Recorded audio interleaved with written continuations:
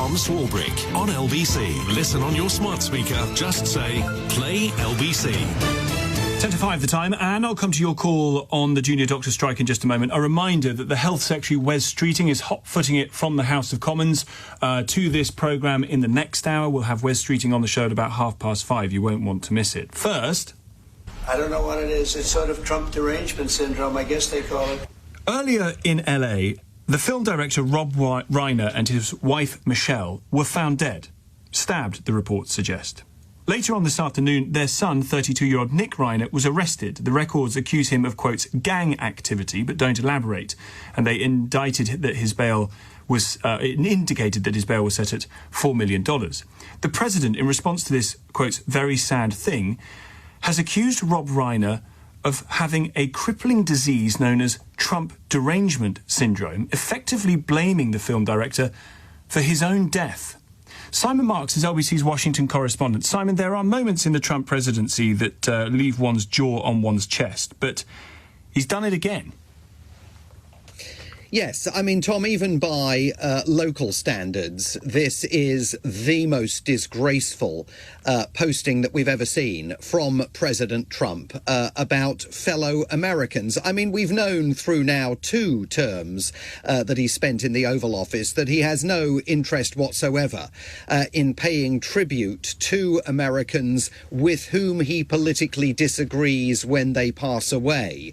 During his first term in office, that tradition of American presidents issuing statements about notable Americans when they die, regardless of ideology. That was completely incinerated during the first term, but we've never seen, I think, a point in the American presidency as low as has been created by this message today. An entirely false claim here made sardonically by President Trump, saying a very sad thing happened in Hollywood last night. Rob Reiner, a tortured and struggling but once very talented movie director and comedy star, has passed away together with his wife Michelle, reportedly due to the anger he caused others through his massive, unyielding and incurable affliction with a mind-crippling disease known as Trump derangement syndrome. I mean, it goes on and then ends with a phrase that he clearly doesn't mean, where he says, may Rob and Michelle rest in peace. I think it's really important to underscore that these were really the most beloved couple in Hollywood. And by the way, Michelle Reiner was known to Donald Trump in a past era of his career, because she used to be a photographer. Before she met Rob Reiner and married him, she had a successful photography career, and she was the photographer who took the cover image of Donald Trump that appears on the front of his book, The Art of the Deal. Interesting. So the idea that under any circumstances an American president would think that it was acceptable literally to dance on the graves of 2 prominent Americans even before their bodies had been removed from their Brentwood mansion in Los Angeles as the police investigation into what is evidently an absolute tragedy for the family, for tearful members of the Hollywood elite, including Billy Crystal and Larry David. There are some reports that suggest Billy Crystal had to identify the bodies.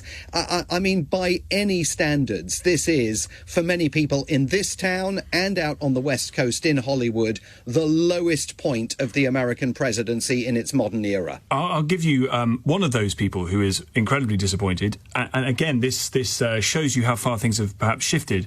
But Marjorie Taylor Greene has responded to the deaths of Rob and Michelle Reiner by saying this is a family tragedy, not about politics or political enemies. Many families deal with a family member with drug addiction and mental health issues. It's incredibly difficult and should be met with empathy, especially when it ends in murder. Now, she is jumping further than perhaps the police have jumped in, attributing blame for this, but is repudiating clearly there the president's own response. That's Marjorie Taylor Greene. Well, and Yeah, absolutely. And she is actually consistent, of course, with her own views expressed just a few weeks ago, that those people who were taking to social media at the time and celebrating the assassination of far-right influencer Charlie Kirk should themselves no longer find a place in acceptable society. Donald Trump at the time articulated the same viewpoints, and yet here we are just weeks after the killing of his friend Charlie Kirk, and now he is doing what he attacked people for doing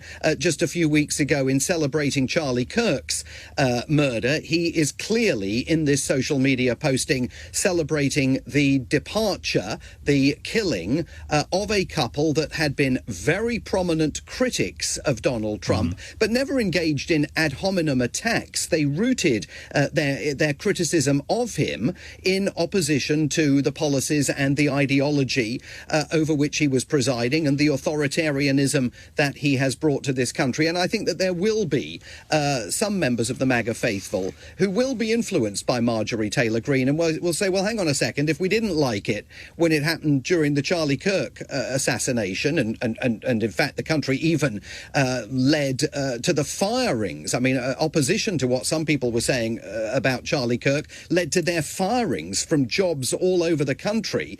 Well, I think there will be those Americans, and they won't all necessarily be on the left, who say that this posting today renders Donald Trump no longer eligible to hold the post of president. Simon Marks, LBC's Washington correspondent, live for us, responding to that absolutely reprehensible statement from the President of the United States.